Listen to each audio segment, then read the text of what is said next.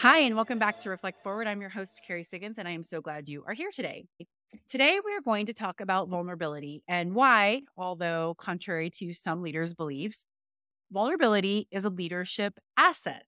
Now, I know we've been conditioned to believe that leadership is about strength, about winning, about never showing your weaknesses, about being tough. And that couldn't be further from the truth. Exceptional leadership is about connecting with others, about listening, it's about seeking feedback, it's about inspiring people to be their best. And it's hard to do that if you aren't willing to share parts of yourself, willing to share your journey, your mistakes, the challenges that you faced, because people want to work for real leaders. They want to connect with real leaders, not this false image of toughness and perfection, which, let's face it, none of us really have. We all have insecurities. We all have weaknesses. We all have made mistakes. There's no way that we would be where we are as leaders if we wouldn't have done that. And that's what people want. They want to connect in with that realness because it makes their own struggles feel validated. Like, you know what? Even though I've made a mistake, which challenged in this area, I know if I persevere, I can get through it because look, the leaders who are my role models have done it too, and they're willing to share their battle stories. And so it's a really powerful tool to have in your tool belt, even though it can be really uncomfortable. So I'd like to share a recent experience I had with vulnerability and the impact that it made in two different instances. So the first one was a few weeks ago. I was giving a keynote to young professionals at a conference, and the topic was failure, why you should try it. And I shared my story of substance abuse issues and how I had to bounce back from completely hitting rock bottom and making so many bad decisions in my life that led me to laying on the floor of my apartment, overdosing, and $100,000 in debt, and how that failure helped me get to where I am today. In fact, that rock bottom is what got me to where I am today.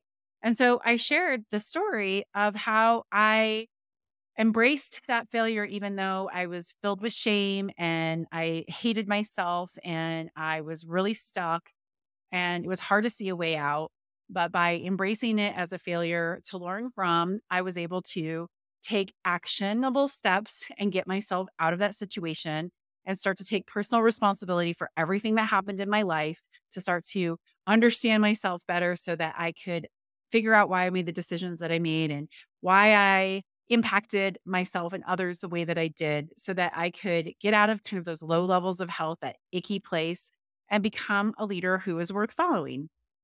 And it was a very emotional story. It still makes me emotional to share it, especially when I talk about my mom and how she helped me. And when I share just how, just in what a dark place I was. It was a really tough time in my life. And I didn't know if I was going to make it. I didn't know what the future would look like. And it was really tough.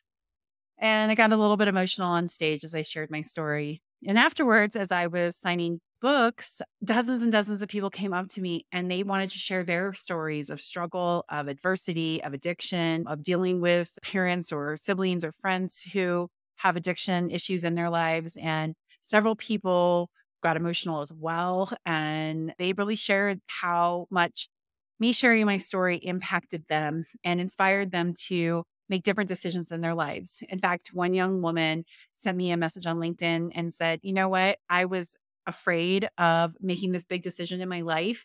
And I've been second guessing myself, but I know that it's what I need to do. And your story inspired me to do it. I'm going to go do it right now. Thank you. And I really appreciated hearing those things because what it does is it reminds me that people connect through vulnerability. People are inspired by vulnerability. And if by sharing my story, I can help one person improve their lives or make a different decision or go for something that's big or face a problem that they've been sweeping under the rug, then it's worth it.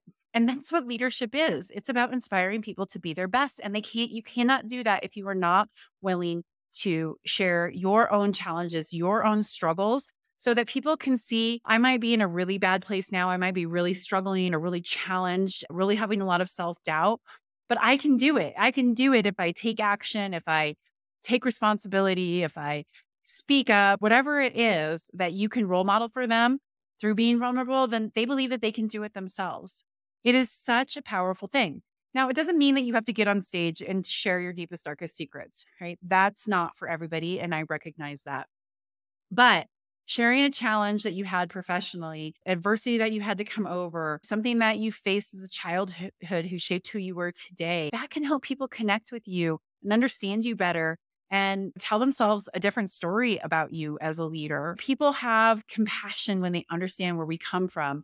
And that's what we want, empathy and compassion in the workplace. And we can't do that if we are not willing to express vulnerability as leaders and encourage our team to be vulnerable as well. So that brings me to my second example of vulnerability. A few months ago, we had all of our global team in Durango to celebrate each other. We do kind of a Christmas in July kind of a picnic. And so everybody from around the world was here, and we were having a meeting, and we did an icebreaker to have a little bit of a team building moment. We had several new people on the team, and some people haven't seen each other for a year face to face. So we wanted people to connect. And so I asked the team the question, tell a story or a time where something happened to you or you did something that really shaped who you are as an adult. So something from your adolescence or from your teens, but it shaped who you were. And now a lot of my team has gone through this with me for years and years and years. So lots of people are comfortable sharing stories and getting vulnerable, but you could see on a few people's faces that they were not comfortable, that this was very concerning. What am I going to have to share? And so I started by sharing a story of how my mom, when I was 12, 11, 12, 13, started going back to college, and she would drive 60 miles each way a couple days a week from Montrose, Colorado to Gunnison, Colorado, Western State University, so that she could get her teaching degree. She never finished college after high school, and she really wanted to be a teacher. And so she would make this treacherous drive, especially in the winter. And we would go up there in the summers with her. And we even stayed in the dorms one summer, which was really exciting as a 12-year-old. But I remembered her passion and her drive to create a better life for herself and her crazy hard work to make sure that she was taking care of my brother and me. And it really shaped my work ethic and my desire to go to college, because I didn't want to be in my 40s going back to school. I didn't want to struggle like she struggled. And I was also so inspired by her tenacity to get it done. And that shaped a lot of who I was. So I shared that story because that's like an impactful one, but it's not like super scary. Like, okay, I'm sharing my deepest, darkest secrets. And so people went around the room and they shared their stories as well. And a couple people, when I came to them, they were like, I don't have a story yet. And I could tell that they were really uncomfortable. And then we'd go a few more people. And then I would say, are you ready to share? And one person said, yes, I'm ready. And then another person was like, nope, I'm not ready. Nope, I'm not ready. And so it came to the very end. And I said, okay, are you ready to share? And I saw him take a deep breath, and he said, yes. And he told the story about one of his first jobs and some advice his father gave him. And it was so touching. Not only was the story touching, he nailed it. He did such a great job because it definitely helped everybody understand more about his background and how he views work. But it was also inspiring to see somebody who was really uncomfortable build up the courage to tell a personal story, something that felt deeply personal to him, to be able to connect with his colleagues. And so it was beautiful. It was amazing. And everybody walked out and was like, that was such a great icebreaker. It took too long because people do want to share their stories, but it was awesome. And afterwards, he came up to me and he said, that was really uncomfortable for me. I've never done that in the work situation.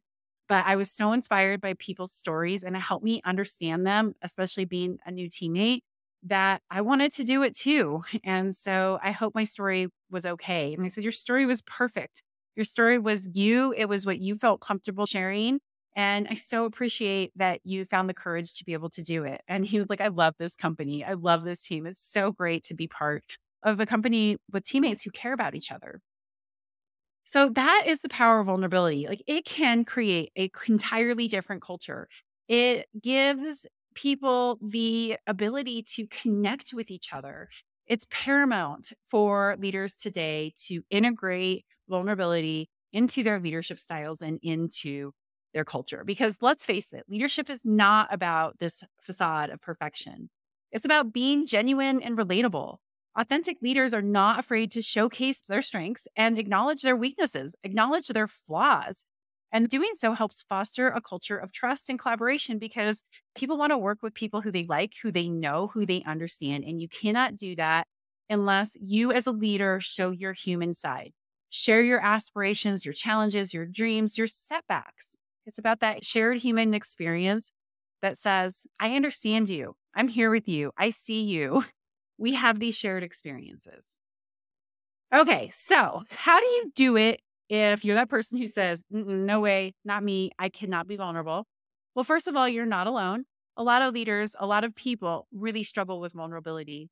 And so I want to talk today a little bit about how you can make it not so daunting because you can take small steps every day. It doesn't have to be getting on stage and telling your deepest, darkest secrets.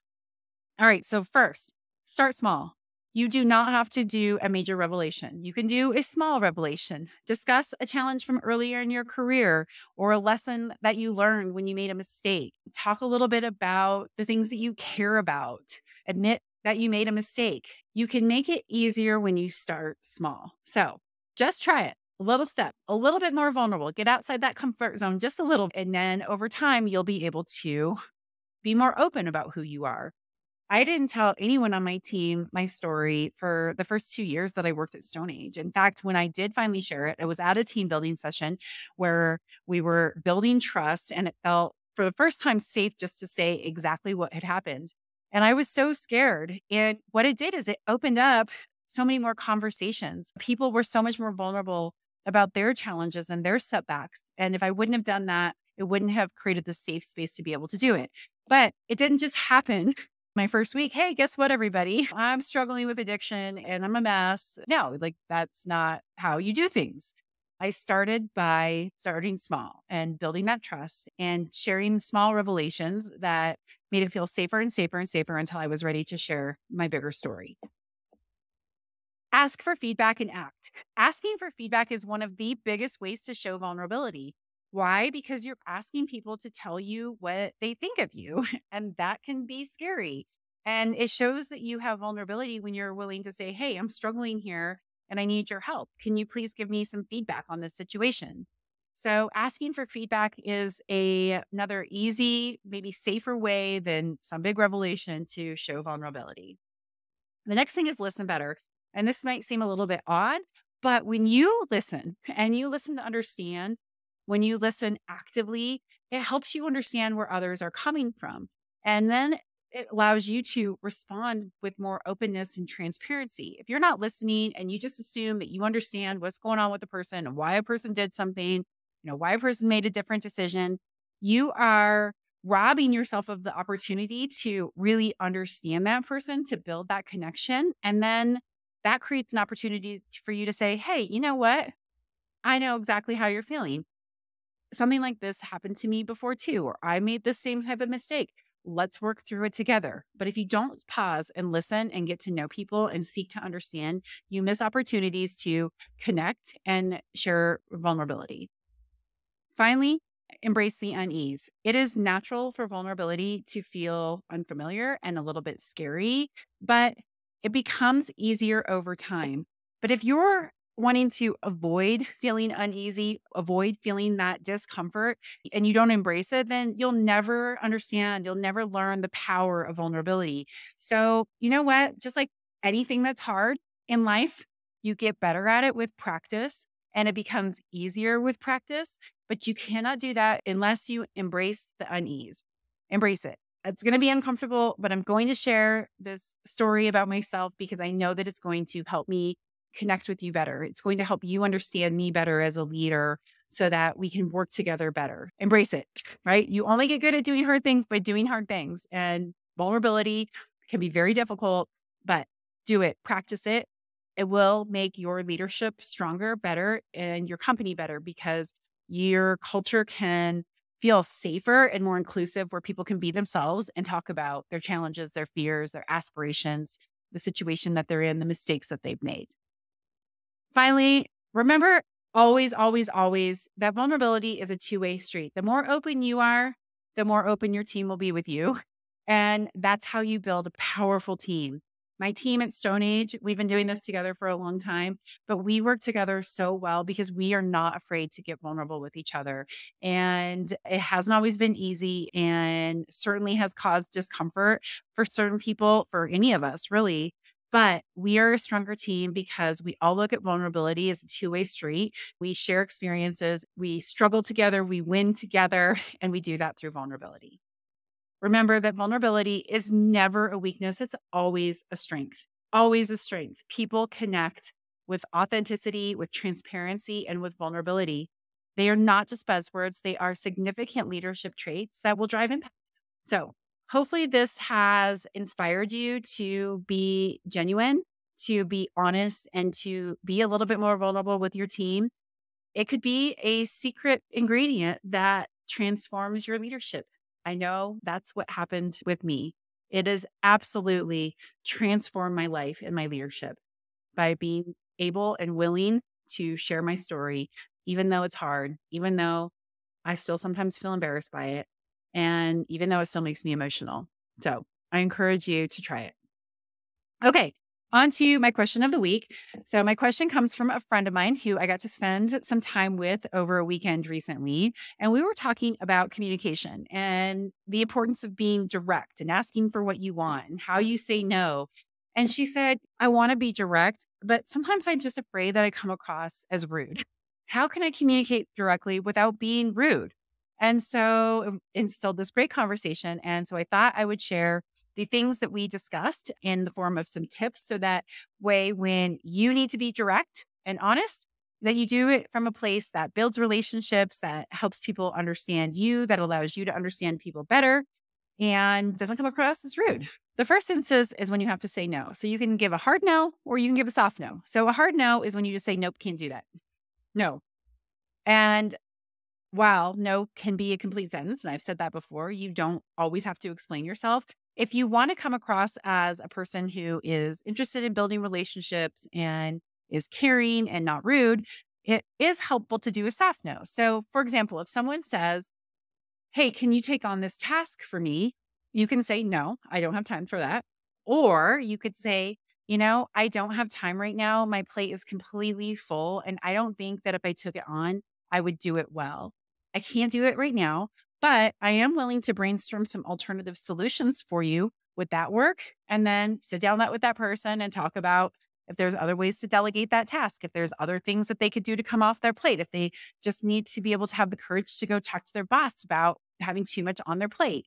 Taking that 10 minutes to brainstorm with that person can be really helpful.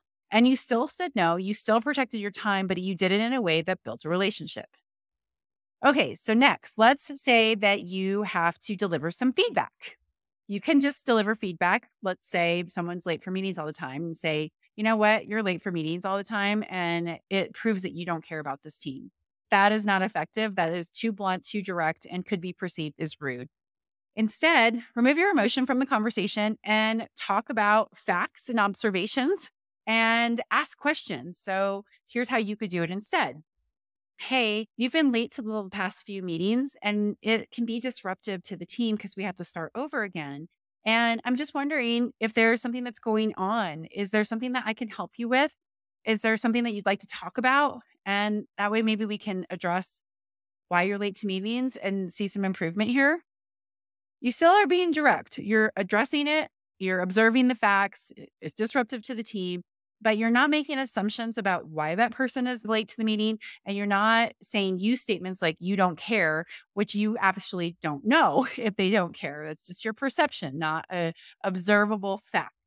Focus on facts, ask questions, and do not make assumptions when you're delivering feedback. That will be much more helpful. When you do give feedback, always remember, I want to be helpful, I want to be kind, and I want to be direct, and couch your feedback in those terms. So the next one comes when you are expressing your opinions. A lot of times we can come across as aggressive and rude when we're talking about our opinions. And I recommend using I statements. I think this, I feel this way. That makes it a lot easier to make people feel like you're not making an accusation or casting blame or pointing them out in a conversation, which makes them defensive. So you say, hey, this is what I think. Here's my ideas. This is what I'm experiencing. What do you think? And couch it in a way that allows for dialogue rather than I'm right, you're wrong, because this is my opinion. You are this way because I think this way. That's not an effective way to communicate your opinion. So do experience shares. Use I terms like I feel, I experience. That's my favorite one. It's really easy to argue with I think and I feel, right? Someone could say, well, you're wrong when you say I think, or someone could say, you shouldn't feel that way when you say I feel. But when you say, hey, this is how I'm experiencing this, that's a really good way to be able to express your opinion, but also say, hey, I'm owning that it's my opinion and I might not be right. So it allows for dialogue in a conversation.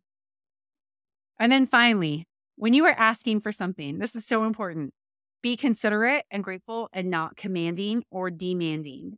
Right? I think everybody should ask for what they want. It's always a no if you don't ask. It still might be a no if you ask, but you never are going to know if you don't ask. So make those requests, but be grateful, be polite, be considerate. Hey, I really need help with this. Would you have time to be able to help me? Thank you so much. I am so grateful for your help with this. I appreciate it. Can I return the favor? That is so much better than saying, I need this from you and I need it tomorrow. Thank you. That is demanding. That can be perceived as rude. So, those are the different things that we talked about. Hopefully, that gives you some insight in how to be able to have very direct conversations, to ask for what you want, to say no to something, to give feedback, to express your opinion in a way that builds relationships and creates the opportunity to stay in dialogue rather than turning people off and shutting people down. All right, that's it for this week's episode of Reflect Forward. I hope you enjoyed it. I'm so glad you were here. If you like this podcast, please subscribe to it on YouTube, subscribe to it on any of the major podcast platforms, share it with a friend, rate it. I really appreciate it. It helps with the algorithms. It helps continue to get the word out about this podcast. And I appreciate that so much. And don't forget that we're coming up here close on my book launch, The Ownership Mindset. Oh my gosh, we're going to have so many great events during book launch week. I'm so excited to share all of those with you in upcoming podcast episodes. But in the meantime, if you would be so kind to go onto Amazon or onto Barnes and Noble and pre-order a copy of my book, I would so appreciate it. We're getting close to the goal that I need to hit. I'm trying to get the Wall Street Journal bestsellers list. And it's a lot of work. It's a lot of individual books to sell, and every single one matters, and you matter. And I appreciate your support so much. So just search for The Ownership Mindset, Carrie Siggins on Amazon or on Barnes and Noble, and you will find it. Thank you again, and I'll see you next week.